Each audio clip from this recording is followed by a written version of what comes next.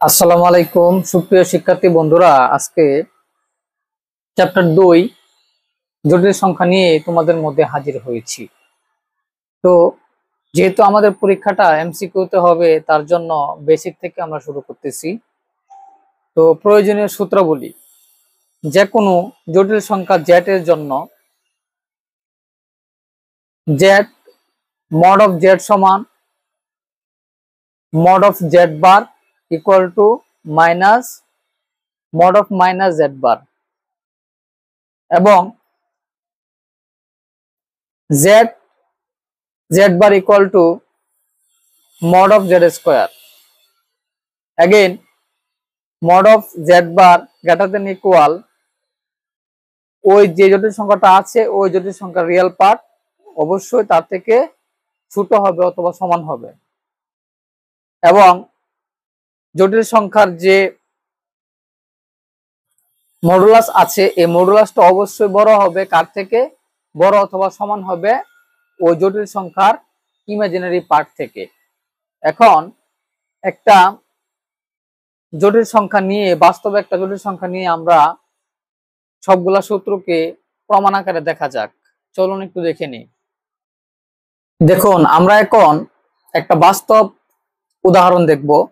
z সমান যদি 3 + 4i হয়, তাহলে তার মডুলাস হবে x এর সহগ whole square plus imaginary part বাস্তব সংখ্যা হোল স্কয়ার এবং imaginary part whole square, imaginary পার্টের সহগ হোল স্কয়ার। তার মানে হচ্ছে এখানে 9 আর 16 25, 25 কে রুট করলে হয় 5।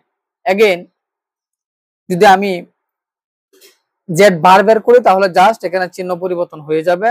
এখন এই জেড এবং জেড বার যদি আমি গুণ করি তাহলে ক্যালকুলেশন করে a + b * a - b square - b square 3 × 9 আর এখানে 4i স্কয়ার হয় মাইনাস মানে i স্কয়ার মানে হচ্ছে মাইনাসের 1, তার মানে প্লাসের 16, তার মানে হচ্ছে 25। এখন আবার দেখুন, যদি আমি এইটাকে আমি মডকে আমি যদি হোল স্কয়ার করি তাহলে 5 কে হোল স্কয়ার করতে হবে, তাহলে 5 5 কত 25।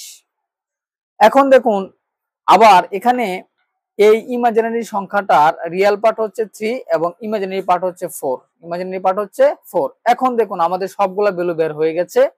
এখন আমরা প্রত্যেকটা সূত্র একটু বাস্তব প্রয়োগ দেখি। দেখুন, mod of z যেই কথা, দেখুন mod of z var, mod of z কত? mod of z হচ্ছে 5। আবার এই mod of z কে যদি আমি মডুলাস নির্ণয় করি তাহলে এখানে কি হবে? 3 স্কয়ার প্লাস 4 স্কয়ার মানে 25, 25 এর রুট করলে কত হয়? 5, তার মানে মিলে গেছে। আবার দেখুন এটাকে যখন মাইনাস দিয়ে আমি গুণ করব তখন কি হবে? জাস্ট এর মধ্যে চিহ্ন পরিবর্তন হয়ে যাবে, প্লাসেরটা মাইনাস হবে, মাইনাসেরটা প্লাস হবে, তাই তো? মানে মাইনাসের 3 হবে, মাইনাসের 4 হবে। তো আমি যখন রুট ওভার দিয়ে হোল স্কয়ার করব মাইনাসের 3 কে তখন 9 হবে, আবার 4 কে যখন হোল স্কয়ার করব তখন কি হবে? 16 হবে। আমার যোগ করলে কি হচ্ছে? আবার 5ই হচ্ছে। তার মানে এই সূত্রটা কি এটা দিয়ে প্রমাণ করা যাচ্ছে। তার মানে সমস্ত বাস্তব জটিল সংখ্যা দিয়ে এটা কি হবে? প্রমাণ হবে। আবার দেখুন জেড এবং জেড বার এই দুটোকে গুণ করলে কি হবে? জেড বার হোল স্কয়ার হবে, mod of Z whole square হবে। তার মানে জেড ইনটু জেড বার, দেখুন এই জেড ইনটু জেড বারের ভ্যালু কত বের করছি? 25। কত বের হয়েছে এখানে? 25।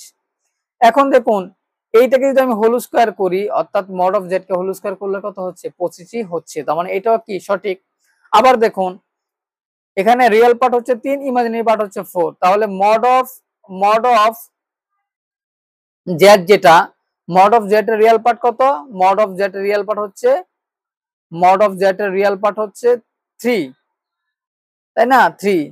আবার এটাকে যখন আমি রিয়েল পার্ট হচ্ছে 3, এখন যখন মড অফ জেড বের করব, এই জেড এর অর্থাৎ এই জটিল সংখ্যাটার মড হচ্ছে 5 আর রিয়েল পার্ট হচ্ছে কত? 3, তার মানে কি 3 থেকে 5 অবশ্যই বড়। আবার দেখুন ইমাজিনারি পার্ট কত? 4 আর মড অফ জেড হচ্ছে 5, তার মানে কি 4 থেকে 5 কি অবশ্যই বড়। তার মানে কি এই সূত্রগুলা সবগুলোর ক্ষেত্রে কি প্রযোজ্য। তাহলে আমরা এটাকে সূত্র হিসেবে কি করতে পারি? ব্যবহার করতে পারি। তো সূত্রগুলা কি কি? জেড মড অফ জেড সমান সমান মড অফ জেড বার সমান সমান মড অফ মাইনাসের জেড, তাই না? তার মানে জেড ইনটু জেড বার সমান সমান mod of z square, z into Z bar সমান সমান mod of z square, mod of z greater than equal real part of z এবং মড অফ জেড সমান greater than equal imaginary part of z. আশা করি সবাই বুঝতে পেরেছেন। এই সূত্রটা গুলো থেকে এমসিকিউ আসতে পারে, এই জন্য আপনারা বেশি বেশি ভিডিওটি দেখুন এবং অবশ্যই লাইক, কমেন্টস এবং শেয়ার করতে ভুলবেন না। সবাইকে অসংখ্য ধন্যবাদ। আসসালামু আলাইকুম।